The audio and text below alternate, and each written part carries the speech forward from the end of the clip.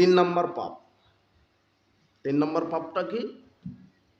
লাম ইয়ানকুজুল লাম ইয়ামনাউ যাকাত আমওয়ালিহিম, যখন মানুষ তাদের সম্পদের যাকাত দিবে না, যখন মানুষ তার সম্পদের কি দিবে না? যাকাত দিবে না। যখন মানুষ তার সম্পদের যাকাত দিবে না, লাম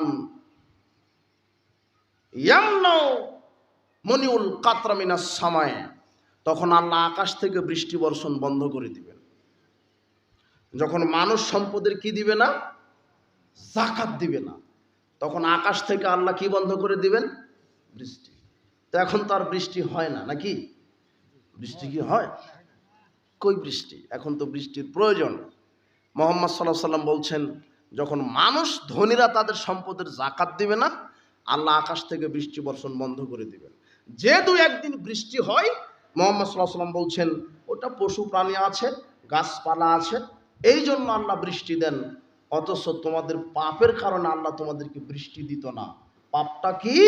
যখন মানুষ সম্পদের যাকাত দিবে না, তখন সেই ভূখণ্ডে আল্লাহ বৃষ্টি দিবেন না।